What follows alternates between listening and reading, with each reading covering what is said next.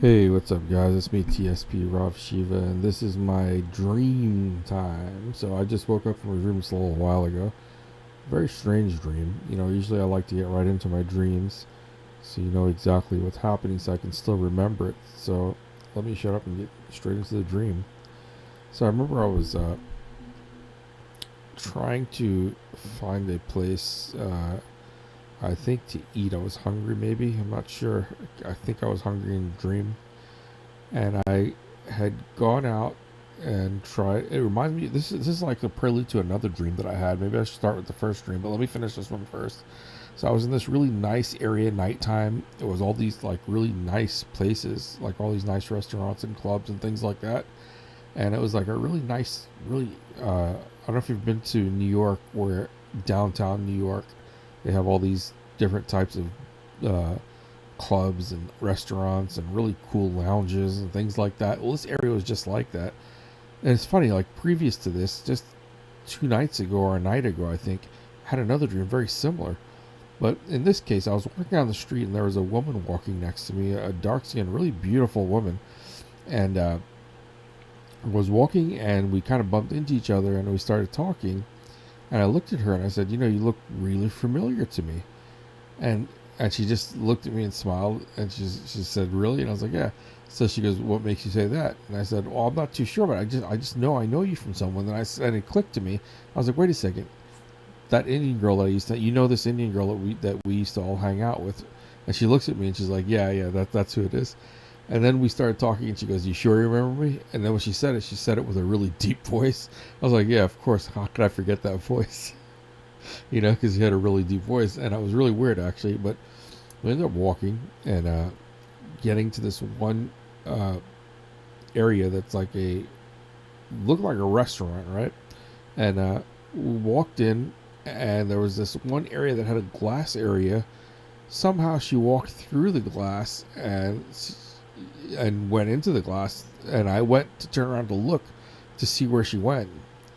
And when I looked, the people that were inside the restaurant were looking at me really strange.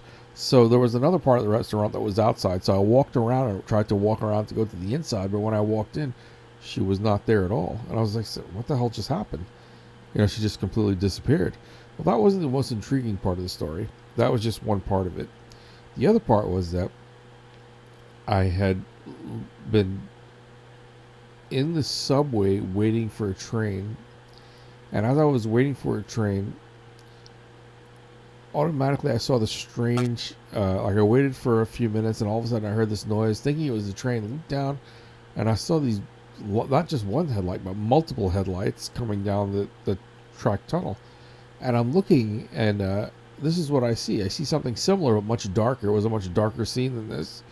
And it was like all these cars like going down through the subway. It was really weird. I was like, I saw one of the guys that worked in the subway and I said, hey, what the hell's going on? And he says, well, he's not too sure. And then panic came over his face, and the people that were in the cars were just flying by. They were just going. And it was not just one, it was a whole bunch of them. And I turned around and I said, let me get out of here. When I went to go out and go out of the turnstile, there were people that were coming in and people that were going out. And a lot of people were kind of confused. I saw a look on their face. As I was walking out, this dog came behind me, and I saw he was going to get out of the turnstile where you walk into the subway. So I kind of turned around and stopped him because I knew that he had an owner. I didn't want him to leave his owner. So I turned around and I started petting him. Everybody else was afraid of him for some reason. I went and started petting him, gave him a big hug and, mushed his face a little bit. Then I told him, I waited till he turned around and went back to his owner. Then I ran back upstairs to see what was going on. When I got upstairs, it was weird. I had no shoes on now, and I'm barefoot. So I'm just like, wait a second, where's all my shit? Like check to see if I have my pack that I keep around me that has my money and stuff on it and my ID. And I did. And I said, okay, let me just go somewhere and find a place to buy a pair of shoes. So I walked across to this one area where I was looking at the shoes and the outside, but I was standing there barefoot and everybody was watching me. And I'm like, because I'm probably the only one standing outside in the city barefoot. So I said, yeah, I'm not too sure what happened. I think I lost my shoes. When I look down, I have two different pairs of slippers that are that are on my feet. And I'm looking at them like, are they completely different? One is like black and the other one's like black and green or something like that. And or one is blue and one is black and green, and blue and white, black and green. So these are two completely different colored shoes or slippers. So the guy looks at me. He's like, "Yeah, it looks like you do need a new pair." He goes, "But we don't have anything here." But he goes, "If you go right over there, they probably have a whole bunch of stores with shoes." Well, I walked across the street and I saw this store that had tons of shoes and sneakers in there. Then I thought to myself, I actually do need a pair of shoes, which I do need. I should invest in a new pair of shoes. Interesting.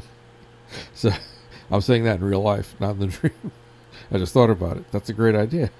And I can't remember how long after that, but I woke up from the dream and I sat there, and what stuck out to my mind out of all the things that happened was the cars going through the tunnel. That really stuck out to me because I used to live in New York, so it's like it really hit home. I was like, that would be such an odd scene to see. It does remind me though of when I was stuck. This was like, I can't remember exactly what year it was. It was shortly after when the 9/11 had happened, the World Trade Center attacks. But I was we were under the Brooklyn Bridge coming out from the tunnel. And this is real. This is not a dream. It reminded me of this real situation. And I remember that the train stopped, and none of us thought anything of it. It was a hot summer day, so we were like, I was worried because it was kind of hot, but I carried snacks and I carried water and I always have this little rescue thing on me that I carry in my backpack. And I had my drum on me on top of it, which I was lugging around on my back. It's a big Indian hand drum. So I don't know what use that would have helped me, but the bad part about that whole thing was that I was a pretty big brolic Indian guy carrying this big huge backpack on me. It probably made me look like a terrorist, if anything, which probably did not look good. But I remember, I thought to myself, okay, 5 minutes went by, we were sweating, people didn't say anything yet. 10 minutes went by, I started sweating. I was like, okay, it's getting hot in here now, so we were all sitting there and people started talking about stuff because 9/11 was just fresh in our minds, and everybody's like, nah, don't worry about it, this happens all the time. Then as soon as 15 minutes went by, my alarms kind of went up. Then 20 minutes went by, and I said, okay, that would have been the amount of time logically that they would have had to at least get here and let us know what's going on. So I said that out loud, and then shortly after that, the conductor comes out and he's like, everybody's asking me, hey, what's going on? Why are we down here so long? It's really hot. And he's like, I've been trying to contact anyone. We have no power. There's nothing. Everything just shut down. He goes, nothing's working. He goes, try your phones. And of course, we were underground, so nobody's phone is working. So, so we're all sitting there, and about an hour goes by at this point. Now people are starting to cry. There are people thinking the worst. Now I'm starting to think, okay, what the hell could have shut down the entire subway for an hour, because you don't hear anything. And then one of the guys, this white dude, decided to get up and walk to the back of the train or try to walk back the other way. Everybody, all of us, I kept saying, I said, dude, I don't think it's a good idea. I think you should just stay right here with us, because if something's going on, it's not going to look good. They're gonna think that something. If we're scared, they're even more scared, because remember 9/11 just happened. So I think the whole place was on high alert still. So he's like, no, nobody go. And the conductor, everybody's telling him not to go. And he left anyway. So we all just sat there and we started talking about, I think a few people kind of, after I said what I did about what I speculated, we had to wait so long that something must be wrong, because within the time period, usually a 20-minute time period, they're able to send some kind of help. But we were already through over an hour, and I knew something was wrong at that point. I said, something has to be wrong, man. It's either a blackout or something like that, or we just got hit with a nuke or some shit, because everything's out, But we didn't feel any kind of like vibration or earthquakes. I kind of assumed that wasn't true, but people were speculating at this point. Then everybody started looking at me kind of weird, because the way I told you I looked, I kind of fit the description the way I looked.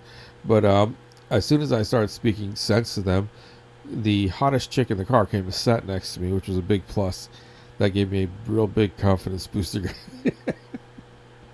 No, I'm just kidding. But no, I'm not kidding. It was true. She came over and sat next to me. That did make me feel good. I was like, if I'm going to die, at least I'm going to be here with this really hot chick, and I'm going to get to die like right next to her. I don't know how good that's going to look, but it'll look good right there at the moment. That's all I cared about, being spiritual as I am. No, I'm just joking. No, but on honest or serious tip, we waited there for quite a long time, and then about another 10, 20 minutes, about another 10 minutes went by, and the same guy that left came back, and he's like, holy shit, you won't believe what happened. I was like, what happened? And he's like, yeah, they held me at gunpoint. There was these guys pointing guns at me, telling me to go back. And I was like, that makes sense. That's like exactly what I said earlier. Is like right now we're on high alert. And if all this stuff's happening and somebody comes walking out of the train station from one of the tunnels, that would look kind of weird unless it was someone that they sent, you know. So they sent him back at gunpoint. Now automatically people, a lot of the women started crying, and people were thirsty and this and that. And I had I think maybe another extra bottle of water on me that I took out, and I said, everybody pass this around, and everybody take a swig out of it, at least that would keep us going. So nobody overtake any, everybody just take a swig, and I had my bottle, which I kept hidden, just in case. I know that's mean, but I kept it just in case. You never know what's going to happen. I can't protect everybody, but I gave that one bottle to share, and then I had some snacks. I broke into pieces, gave the hot chick first, and I'm just kidding. I gave her everyone, as whoever I could give at that point, And we were sitting there for at least 3 hours. I was drenched. Everybody was soaked in sweat. It was horrible, man. And we were really hot. And I just kept thinking to myself, because this is like pretty early in the day, that it happened. So I would say maybe 2 or 3 in the afternoon. So that's like really hot. It's New York City in the subways at that moment. It's like being down there is like being in a convection oven of some sort. You're just getting like hot air traveling all over the place there. And it was getting kind of hard to breathe at one point, not just for me, but there was one person that passed out, and we panicked, because I think she had more fear than anything else. And there was a lot of people panicking because it was starting to get scary. Because remember, we're down there and it's like pitch black. The only thing that we have are every once in a while somebody has like lights a flame from one of those lighters, and then we hear this noise. We hear the conductor saying, hold on, I think he was in the front. He says he thinks he sees people coming. And we get word from him that we all have to climb out from the side of the train onto there's a ledge there on the side of the inside of the subway. And we have to walk. He said we can't walk back towards the city. We have to walk out onto the bridge, onto the Brooklyn Bridge. Meanwhile, I'm terrified of heights, and I'm carrying this big-ass drum on my back. So we all get out there, and for some reason, somehow, I don't know how the hell I get towards the front. Nobody else is willing to go first, so I kind of stepped up, manned up, and said, all right, come on, let's go. So I got up. I'm carrying my bag. The hot chick's right behind me, which is awesome. No, I'm just kidding. No, I don't know who was behind me at that point, but there was somebody behind me and somebody behind that person. Everybody's kind of behind each other, and we're walking on a ledge literally that's about maybe, I would say, 2 feet in width. So it kind of feels weird when you're walking and you don't know what you're holding on to. There's pipes there, so I'm holding on to the pipes, and down there's rats and all kinds of shit down there. Probably even like things we've never even heard of down there. So, we come out onto the ledge, we start walking, and then we see I see a light coming from ahead of us because it's pitch black. That's why we're all holding on. So I said, I don't want to like accidentally fall off this thing and then, fall onto the tracks, and God knows what could happen at that point. So we're holding on, and I see the lights coming, and all of a sudden we hear these voices, and I see the light shining on me, so I can't see anything at all. The next thing I know, I hear, hey, you. I was like, me? Because I'm like the one in front, I guess. He's like, yeah. He goes, we're going to need your help. I was like, okay. What do you want me to do? He goes, when we get out there, we're going to need you to hoist people up off from the bridge onto the side, from the tracks onto the side of the bridge. I was like, okay. At that point, I was pretty young and strong. And I said, no problem. I didn't even tell him that I was terrified of heights. So when I tell you terrified, I can't even walk. That's how bad it is. So he goes, meet us out. He goes, one of the guys will meet you out there. He's a really big guy. You'll know him when you see him. So he goes, just keep walking straight, holding on to the rails. And he goes, everybody hold on as tight as you can. Don't let go. If you're having problems, let one of us know. So we start walking out. from the darkness, I see some light ahead now. As we're getting out of the darkness, I can hear people in the back like really scared. I'm telling them I see light, right? So I said we're close to the bridge. So I'm like, I hope that there's something to hold on to, because I'm terrified of, like I said, of heights. So we start walking to the bridge, and we're walking and walking and walking. And finally, we get to the point where we have to get off the ledge and get onto the bridge. So we start walking on there and getting onto the. We're not getting on the bridge. We're getting on the tracks. So when you look down from the tracks, all you're seeing is ocean. Okay, like the not ocean, but the Hudson River, I guess. And it's just like far down there. So I'm like, at this point, I'm terrified. I'm like, okay, don't look down, just keep walking. So we just keep walking, then we get onto this one area. I see this huge dude like at the top of this thing, this like platform. He's like, over here, come over this way. So I was like, all right. So we start walking that way. They have a little other little platform that we have to get onto. We get onto that little step platform, and we walk out there, and I could hear people the size of relief. People are crying, they're ecstatic, and we see tons of people walking across the bridge. And we look on both sides. I mean, it was like a massive amount of people. We're like, what the hell's going on? And there's still nobody's telling us what's going on. All we know is that the power's out. So I'm like, okay, this is kind of strange. So we get to the platform, and then he looks at me, and he goes, you're the guy that they asked that they designated to help hoist these people up. I was like, yeah. He goes, yeah, you're big enough to do it. Because I'm over like 200 something pounds, pretty good size all muscle at that time when I was younger. I had no problem. So I told him, I said, I have my drum with me. Are you gonna be able to like take that? He's like, give it to me. I was like, he gave it to him. He just lifted it up, put it up there. He goes, okay, now you're gonna hoist these people up, and I'm gonna pull them up. So I said, all right. Now, I think that day I hoisted at least, I would say, a couple hundred people. It must have been like 100 or 200 people, or so, like 150 or 200 people. I was exhausted at the end of it, because there were some pretty good sized people there, and thank God I was pretty good sized myself. But I mean, there were some people that were just like really hard to move, that you have to be very delicate with. And I remember I didn't really get to see much of this guy because I was down, and all I see was big giant arms standing out. So I looked at him. I was like, dude, I said, are you tired? He goes, no, I can get you. Just grab onto my arm. Don't be afraid. He goes, I can pick you up. But I didn't realize, because I told him, I said, I'm like 230 pounds. He's like, that's what I curl. And I was like, okay. So I was like, he picked everybody else up, because he's got to be able to pick me up. So I grabbed onto him. This dude's arms were massive. He just lifted me up off the ground like I was nothing, brought me onto the platform with everybody else. And I looked at him, and I was like, this guy had to have been like well over 6'4", 6'5", or something, and like looked like well over 300 pounds to me. He was just one big, massive man. They were all firefighters, most of these guys. And I looked at him. I said, thanks a lot, man. He's like, yeah, no, thank you. And I was like, hey, no problem. But I realized that myself and other people that we all came out of there, we were covered in this dark soot-like stuff that was from when we were rubbing up against the walls down in the subways. I don't know why that's coming up now, but I guess because I do have prophetic dreams. So I'm wondering why I saw in my dreams that they had cars going through the subway at such high speeds, or like, trying to just get away or move. It didn't look like they were trying to stop at all. They were just moving. So that's what that dream reminded me of, was a blackout that they had in back in, I can't remember what year it was exactly. If it was in 2002 or 2005 or 3 or 4, I can't remember. But it was one of those years. It was shortly after 9/11.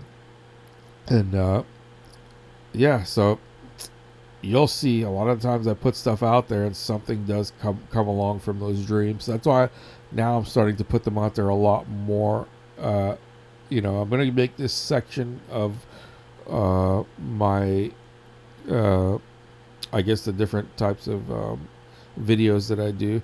I'll have to label this one as dreams, so you'll know. I'll put a label, in the whatever it's called, and it'll be labeled as dreams, and you'll see all the dreams there, and you can check everything out there. But I hope you enjoyed some of the things I talk about.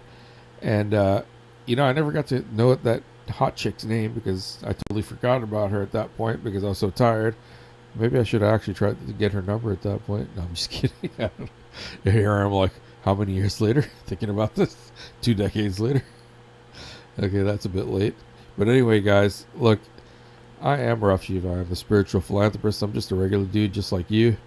and we're all human beings. We're living this temporary life, here, and don't believe in the body, don't believe in the senses. It's all a matrix. We're here for a short period of time, guys. Remember that. Try to treat people the way that Christ said, really. Treat people the way you want to be treated. Kind of look at everything in the way that the Buddha said, See the illusion for what it is. And, I just want to say that I respect all religions, all peoples, as long as they all can find some common ground. But I'm going to leave you with that, guys. I hope you have a great night, and I look forward to having another dream. But I won't be putting them up every day because I don't dream every day. Whenever I have one, whatever time it is, it's going to go up. Just hit that notification button, and you'll know when I put those dreams up. It will be labeled the same way this one was. Okay? So, guys, have a great night, morning, wherever you're at. I'd love to hear from you if you had any dreams of your own that you wanted to talk about or discuss. Or maybe you had something very similar at the same time. That would be even more interesting to me as well. So, all right, guys, have a great night. Talk to you then. Bye-bye.